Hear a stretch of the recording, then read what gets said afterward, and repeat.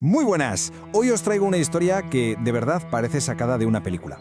Es la increíble historia de un soldado japonés cuya Segunda Guerra Mundial no terminó hasta 1974. Sí, habéis oído bien. ¿Cómo pudo pasar algo así? Pues vamos a descubrirlo. Fijaos bien en esta fecha porque es clave, 11 de marzo de 1974. Ese día, en un rincón del mundo, sucedió algo que desafiaba toda lógica. La guerra más grande de la historia, para un solo hombre, por fin iba a terminar. Imaginad la escena. Manila, Filipinas. Las cámaras de medio mundo están ahí para captar un momento surrealista. El teniente Hiro Onoda, con su uniforme de hace 30 años, desgastado pero cuidado con esmero, entrega formalmente su espada de oficial al presidente filipino. Para él, en ese preciso instante, la guerra había acabado. Y claro, la pregunta que todos nos hacemos es ¿cómo es posible? ¿Cómo puede una persona seguir luchando una guerra fantasma durante casi 30 años? La respuesta, como vamos a ver, está en su entrenamiento, en su mente y en una orden que se convirtió en su única ley. Para entender esta locura tenemos que viajar al pasado, porque la clave de todo este asunto está en la formación de élite que recibió Onoda, y sobre todo en la última orden que le dieron. A ver, Onoda no era un soldado raso, ni mucho menos. Fue seleccionado para formarse en la Escuela Militar de Nakano, una academia de élite del ejército imperial. Allí no te enseñaban a desfilar, no, te convertían en un especialista en inteligencia, sabotaje y guerra de guerrillas. Estaban entrenados para operar tras las líneas enemigas. Y por encima de todo, para sobrevivir, a cualquier precio. Y aquí está el meollo de toda la historia. En 1944, su comandante, el mayor Taniguchi, le dio una orden que lo cambiaba todo. Una orden que rompía con el código tradicional del ejército. Le dijo, tienes absolutamente prohibido morir por tu propia mano. Pase lo que pase, volveremos a por ti. Esa promesa se convirtió en su Biblia, su única verdad, y sin él saberlo, también en su jaula.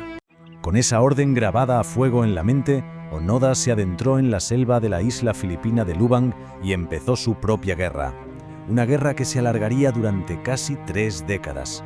Y el tiempo pasó, claro, de forma implacable. Lo que empezó en 1945 como una pequeña célula de 4 hombres se fue desintegrando. En 1950 uno de ellos no pudo más y se rindió. En el 54 otro cayó en un tiroteo. El golpe final llegó en 1972, cuando su último compañero fue abatido. A partir de ese momento, la guerra de Onoda se convirtió en una lucha completamente solitaria. Él contra el mundo. Y esto es lo que resulta tan fascinante y a la vez tan terrorífico. El brutal cortocircuito entre su realidad y la del resto del planeta.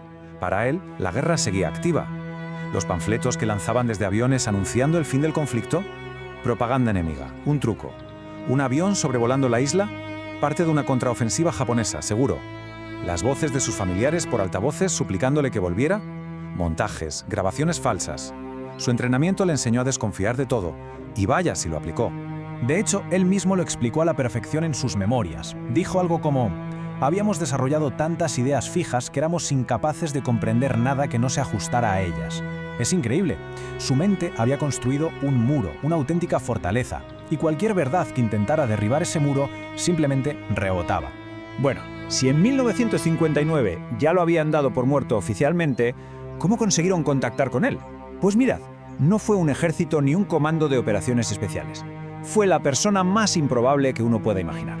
Y aquí es donde entra en escena Norio Suzuki, un chaval, un aventurero que había dejado la universidad para recorrer el mundo. Y tenía una lista de objetivos, que es para enmarcar. Quería encontrar, y cito textualmente, al teniente Onoda, un panda y el abominable hombre de las nieves, en ese orden.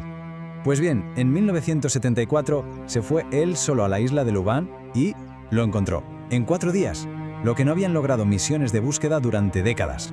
Suzuki le explicó que la guerra había terminado, pero Onoda, leal a su orden original, se negó en redondo a rendirse sin la confirmación directa de su comandante.